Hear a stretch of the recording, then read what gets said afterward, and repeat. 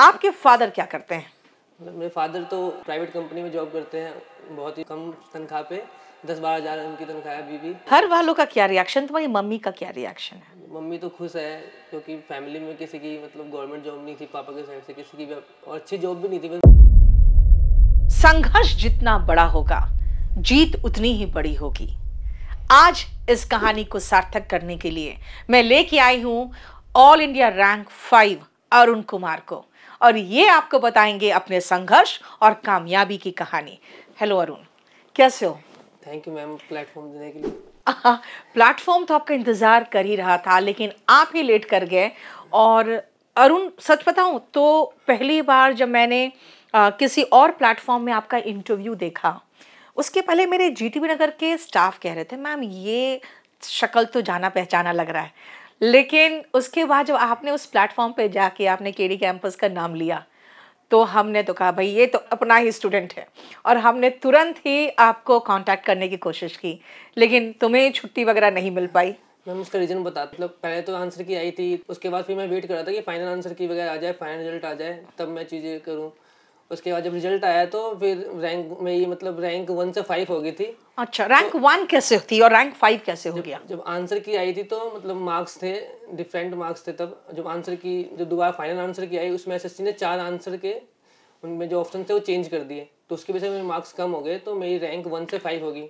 इसमें बहुत बच्चों का लॉस भी हुआ है। मुझे तो इतना दुख था कि 1 से 5 होगी, क्योंकि 1 तो 1 ही होता है, ठीक है, और जो 5 रैंक होगी तो मुझे थोड़ा दुख था, तो उस चक्कर में मैं ज़्यादा वो बात वगैरह नहीं करता था किसी से, ठीक है। तो फिर आपने भी डाला था, जब मुझे उस मतलब नेक्स्ट डे पोस्ट देखा मैंने आपका रैंक 1 के साथ वीडियो देखी, तो मुझे लगा कि अगर मेरी रैंक 1 होती तो मैम मुझे कॉल करती, मैम से बात हो रही होती, तो थोड़ा मुझे उस टाइम फील हुआ था।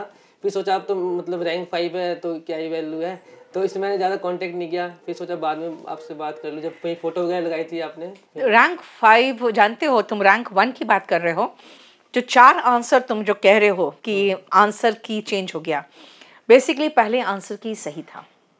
हाँ, जैसे 3 आंसर तो एग्जैक्टली इंग्लिश का था, जो पहले की में सही था, और जब फिर से फाइनल की आया ना, उसमें आंसर गलत दिया एसएससी ने। तो कह सकती हूँ मैं कि तुम्हारे जो दुख है वो मैं समझ सकती हूँ कि आप सही होकर भी गलत साबित होके 4 रैंक पीछे चले जाना, तो वो दिल में तो चुभता है। हाँ, मेरा जो सिलेक्शन हुआ है ये 2016 के सीएचएसएल से हुआ है। उस अच्छा। टाइम जब मैंने आपका बैच लिया था जीटीबी नगर में, तो उस टाइम बैच आप किया था मैंने, तो उस टाइम मेरा सीएचएसएल में हुआ था, और सीजीएल का मेरा अटेम्प्ट होने वाला था 17 का। ओके। हाँ, तो 17 में क्या हुआ था कि मतलब उस टाइम नॉर्मलाइजेशन नहीं था। 17-18 तो बहुत प्रॉब्लम हुआ है। तो 17 में मैं मेरी डिफिकल्ट शिफ्ट में पड़ गया था एकदम, और उस दिन मुझे जुकाम वगैरह बुखार वैसा हो गया था, तो मेरा एग्जाम प्री का भी अच्छा नहीं गया और मेरा डिफिकल्ट शिफ्ट भी हो गया। और बहुत बच्चों के आसान शिफ्ट आ गई, उनके 170 160 आए, मेरे 128 ही रह गए, और मतलब मेरी तैयारी बहुत अच्छी थी। आज भी मैं बस केडी कैंपस के जो मॉक देता था, मैं यहाँ पे आके मतलब ऑफलाइन मॉक होते थे उस टाइम, तो जीटीबी नगर में ही हॉल में सब बच्चे मॉक देते थे, तो मैं संडे को तैयार होता था बिल्कुल ढंग से कि नहा के फ्रेश होके जाके मॉक देना, सही से नंबर लाने हैं। वो मॉक कभी मैं एग्जाम की तरह ही देता था कि जो एग्जाम ही मेरी हाईएस्ट रैंक आई थी उस टाइम, मतलब 17-16 की बात कर रहा मैं, 8 रैंक आई थी। वो स्क्रीनशॉट भी है मेरे पास मॉक का। Okay. वो मैसेज आता था 3 बार, मतलब संडे को मॉक दिया तो बुधवार को मैसेज आता था कि आपकी रैंक ये है, आपके मार्क्स इतने हैं। ओके। हाँ, तो उस तरह से था वहाँ पे, मतलब वहाँ से स्टार्ट किया। फिर सीएचएसएल में सिलेक्शन हो गया। फिर जो 2017 का जो सीजीएल था वो मेरा अच्छा नहीं गया, तो मेंस की तैयारी भी करने का मन नहीं हुआ। फिर मेंस दे के भी आया था मैं, फिर आंदोलन बहुत हुए थे उस टाइम, आंदोलन में भी गया था मैं, होली वाले दिन आंदोलन हुआ था, मुझे भी याद है। आंदोलन में भी गया था 2 दिन कि ठीक है चेंज हो जाए तो कुछ फायदा हो जाए मुझे भी, लेकिन फिर मन सा टूट गया मेरा। और फिर सीएचएसएल में पोस्टल असिस्टेंट मतलब मुझे मिली थी, तो वहाँ पे शुरू में बहुत वर्कलोड था, तो उसकी वजह से क्या हुआ, काम वगैरह ज़्यादा हो गया, तो तैयारी वगैरह करने का मन नहीं हुआ, ज़्यादा कर नहीं पाया सही से। और फिर उस टाइम एसएससी भी कुछ पता नहीं, राम भरोसे था एग्जाम भी एसएससी का, उस चक्कर में। तो केडी कैंपस के मॉक टेस्ट में आपको अपने भविष्य का छवि तो दिख गया था। मैं सोचता था उस टाइम कि मैं अपने दोस्तों से बोलता था कि एक दिन मेरा भी इस बोर्ड पर नाम होगा, जो आपके बोर्ड होते थे वहाँ पे, तो बाद में हुई नहीं चीज़। फिर रिग्रेट करता था कि मैं बोल तो दी थी, लेकिन चीज़ हुई नहीं बाद में। फिर अब देखा तो उस पर तो नाम था, तो मुझे खुशी हुई। मैंने शेयर किया अपने फ्रेंड को, दिन कहा था तो। अच्छा, मुझे ये बताना सबसे पहले कि आपके फादर क्या करते हैं? मेरे फादर तो मतलब प्राइवेट कंपनी में जॉब करते हैं, बहुत ही कम तनख्वाह पे 10-12 हज़ार उनकी तनख्वाह है अभी भी, ठीक है। ओके। हाँ, और परिवार में कितने लोग हैं आपके? परिवार में हम 5 हैं, मम्मी पापा, एक सिस्टर है, उनकी शादी हो गई है, और भाई है। भाई भी रिसेंटली सिलेक्ट हुआ है CHSL में ME की पोस्ट पे, उसकी 15 रैंक आई थी ऑल इंडिया। वाह। हाँ, ग्रेजुएशन नहीं हुई, तैयारी कर रहा हुआ। अच्छा। हाँ। तो भी CHSL में 15 रैंक तो आ गया। हाँ। और तुम ले आए हो 5th रैंक। तो एक बात बताओ, फादर की 10-12 हज़ार की नौकरी, तो तुम्हारी पढ़ाई को उन्होंने कैसे अफोर्ड किया? तो मतलब कुछ तो गवर्नमेंट का ही फायदा, मुझे मतलब नवोदय विद्यालय से पढ़ा हूँ मैं, तो वहाँ से 6 से लेकर 12 तक की वहाँ से मेरी एजुकेशन हो गई। तो वहाँ तो आपका सिलेक्शन हुआ होगा, क्योंकि उसके तो एंट्रेंस एग्जाम होते हैं। उसके लिए भी 5th क्लास में एंट्रेंस एग्जाम होते हैं, तो मतलब बहुत ही अच्छा रहता है। जो नॉर्मल बैकग्राउंड से हैं, पैसा अफोर्ड नहीं कर सकते, वहाँ पे साइड टॉपर से जाते, एक तरह से अच्छे एंट्रेंस देके जा रहे हैं, तो सिलेक्टेड अच्छे बच्चे होते हैं, तो वहाँ पे माहौल मिल जाता है बच्चों को ग्रूम करने का। ओके। तो उसका बेनिफिट मिला। उसके बाद वहाँ से एक माहौल मिल गया, पापा को भी लगा पढ़ने में अच्छा है, तो उन्होंने भी अपना हार्ट टाइट करके सेक्रीफाई करके चीज़ें, कोचिंग वगैरह दिलवाई, कॉलेज में एडमिशन करवाया। तो KMC में पढ़ता था मैं, ड्यू में। Okay, Kirori Mal college. तो वहाँ पे सोचा कि अब PhD वगैरह करे, आगे MSc करे, तो उसके लिए पैसे और चाहिए। तो फिर मैंने पापा को MSc नहीं कर रहा मैं। फिर मुझे ऐसे जो जाते थे तो बस में मुझे मिला एक लड़का कि SSC वगैरह की तैयारी कर ले, वो सही है। तो फिर मैं सेकंड ईयर से, मतलब सेकंड ईयर के लास्ट में तैयारी स्टार्ट कर दी थी।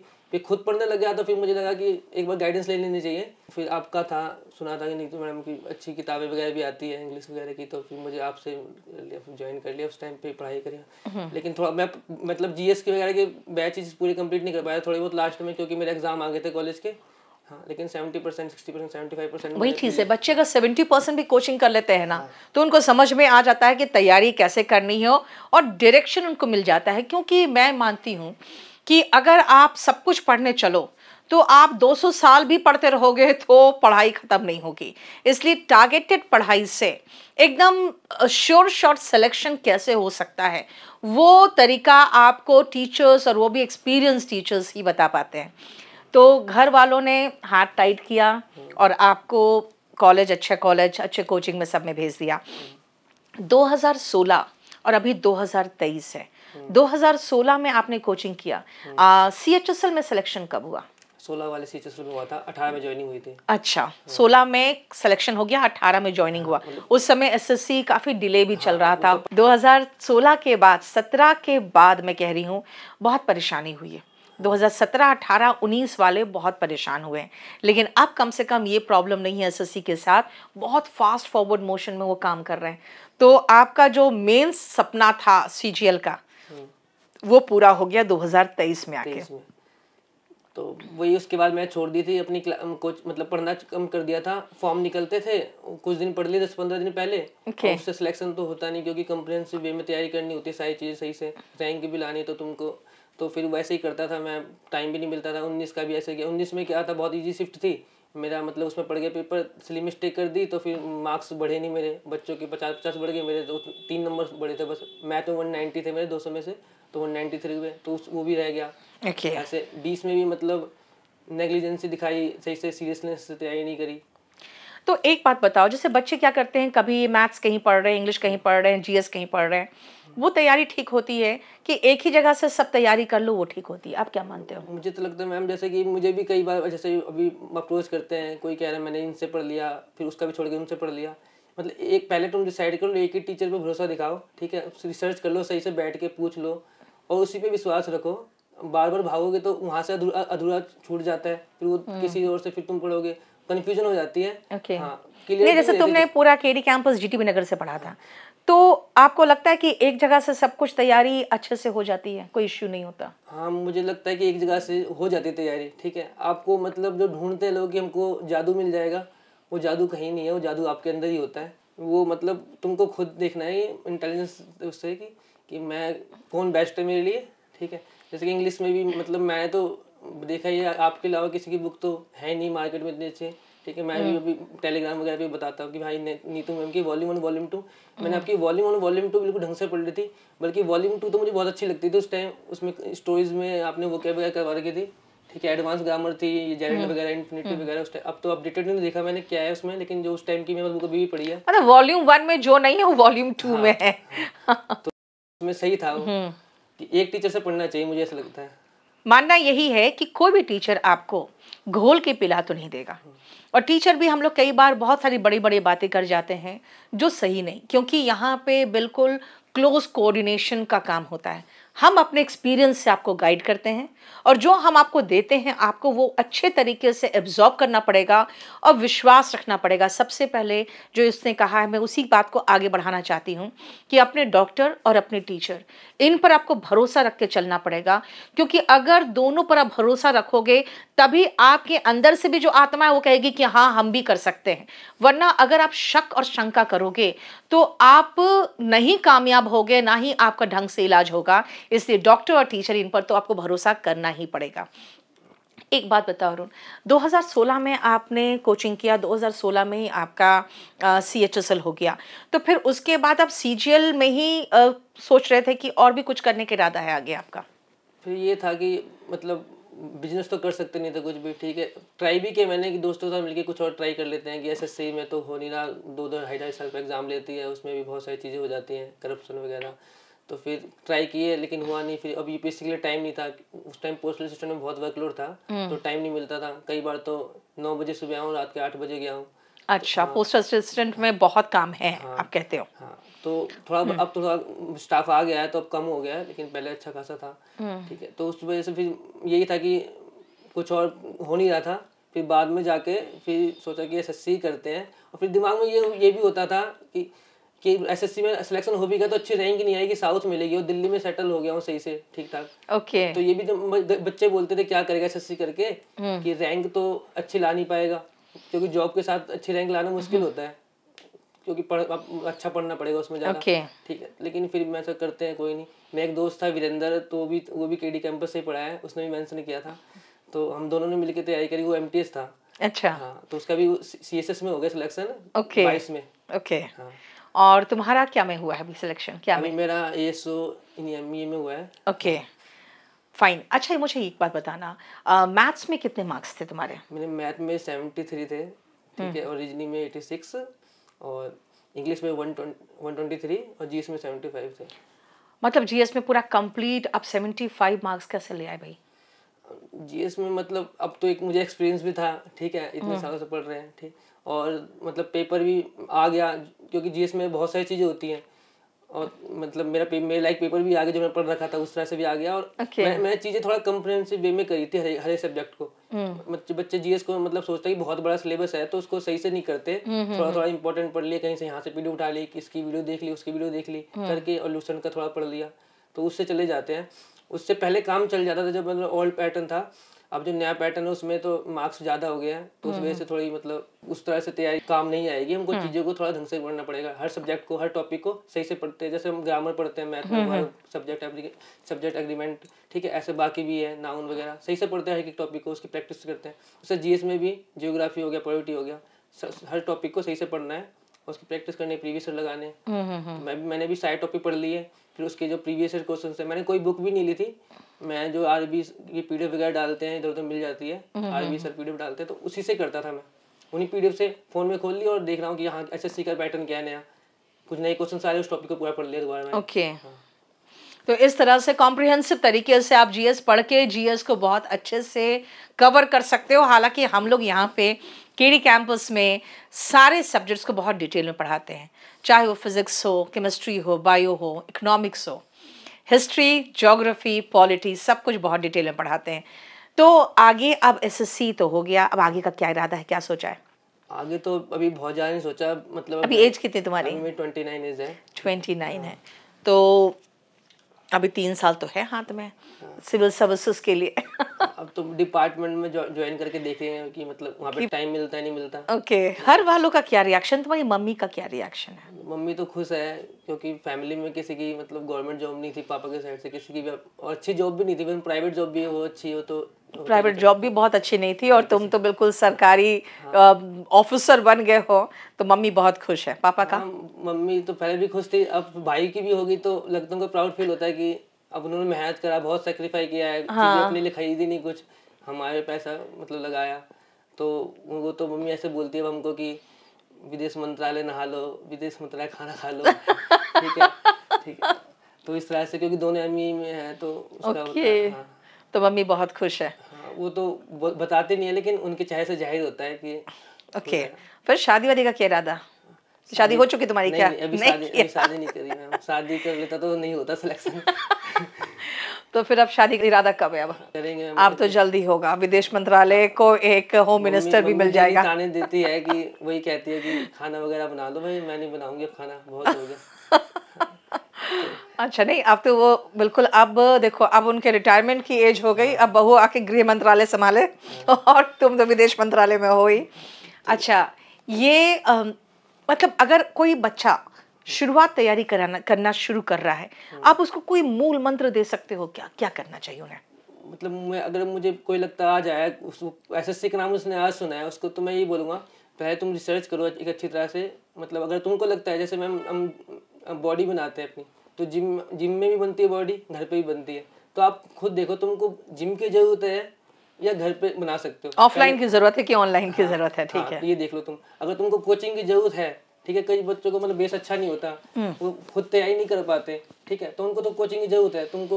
तुम ऐसे करते रहोगे, तुम्हारे टाइम वेस्ट होते रहेंगे, साल वेस्ट होंगे, कुछ होगा नहीं। तो तुम आइडेंटिफाई करो खुद को, ठीक है।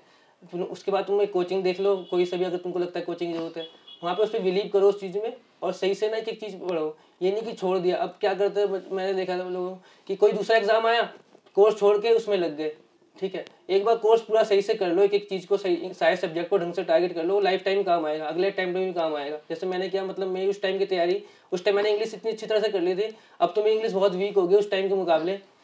तो मैंने बहुत अच्छी इंग्लिश कर ली थी कि इंग्लिश में मतलब मैं ऐसा लगता है मैं पढ़ा भी सकता हूँ, ठीक, इस तरह से मतलब मुझे लगता था उस टाइम। तो उस तरह से तुम एक बार तैयारी ढंग से कर लो, और कंसिस्टेंट रहना पड़ता है, छोड़ना नहीं है। कहीं दूसरे एग्जाम के चक्कर में कोई बैंक का कर लिया, कभी ये कर लिया, टारगेट करो एग्जाम। जैसे 24 का एग्जाम है, तो तुम अच्छा खासा टाइम है, सही से पूरा सिलेबस कंप्लीट करो, मैथ का, इंग्लिश का, रीजनिंग का, जीएस का प्रैक्टिस करो। मॉक बहुत लगाएं, मतलब 3 चीज़ें, रीडिंग, मॉक, रिवीजन। लोग रिवीजन नहीं करते, मॉक नहीं लगाते। कई सारे मुझे बच्चे बोलते हैं कि मेरे 292 रह गए, तो मैंने कहा मॉक कितने दिए थे, तो कह रहे 20 दिए थे। मैं कहा मैंने 150 मॉक लगाए थे मेंस के, प्री के भी मैंने, प्री क्वालिफाइंग है इवन, तब भी मैंने उसके 100+ मॉक लगाए थे। तो मैं कहा मतलब यही डिफरेंस रह जाता थोड़ा। मॉक भी तुमको, अब तो बहुत टाइम है, तो 150-200 मॉक्स लगाओ, जितने मॉक्स लगाओगे उतनी इंप्रूवमेंट होगी, क्लियरिटी आती है कि कहाँ पे मेरा वीक पॉइंट है, इंग्लिश में कौन सा मेरा टॉपिक वीक है, कौन सा मैथ में टॉपिक वीक है, वो मॉक से ही आएगा, और फिर एग्जाम में का माहौल मिलता है मॉक के अंदर। तो मैं आपको बता दूं बेटा, ये इसका कहना बिल्कुल सही है, क्योंकि बहुत सारे बच्चे हैं जो ऑनलाइन पढ़ने तो चाहते हैं कि हम क्या क्यों आएंगे उतने दूर, वहीं पढ़ लेंगे घर पे ही। लेकिन होता क्या है, जब आप खुद पढ़ते हो तो कई बार आपको लगता है चलो कोई बात नहीं, आज लाइव क्लास नहीं किया, रिकॉर्डेड देख लेंगे, और वो जमा होता चला जाता है, फिर आलस के मारे आप पीछे होते चले जाते हो। ऑफलाइन में आपको रेगुलर आना ही आना है, आपको सो के उठना ही पड़ेगा, क्योंकि आप अगर ऑफलाइन क्लास मिस करोगे तो फिर वो क्लास आपको सेम नहीं मिल पाता है। इसीलिए बच्चे बहुत सिंसियरली एंड रेगुलरली पढ़ने आते हैं ऑफलाइन में। ऑनलाइन आप तभी कर सकते हो जब आप में बहुत अंदर से टफ डिसीजन लेने की क्षमता हो और डिसिप्लिन्ड हो तब। दूसरी बात है, आप बहुत फिकल माइंडेड भी कई बार होते हो, अभी ये कर लिया, फिर वो तैयारी कर लिया, फिर इसको छोड़ो वो कर लिया, ऐसे नहीं चलेगा।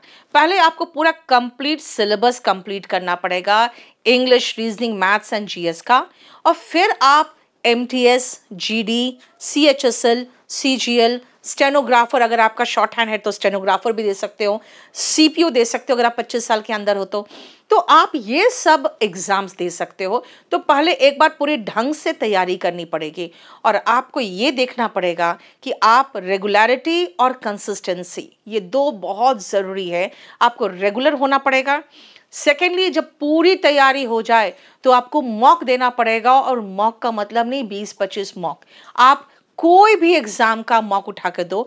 इससे जैसे कहा प्री क्वालिफाई हो गया, तब भी मेंस के समय में भी ये प्री के मॉक दे रहे हैं, क्योंकि जो क्वेश्चंस होते हैं आप कई बार देखोगे कि जीडी के क्वेश्चंस आपके सीजीएल के क्वेश्चन से डिफिकल्ट पूछा हुआ है।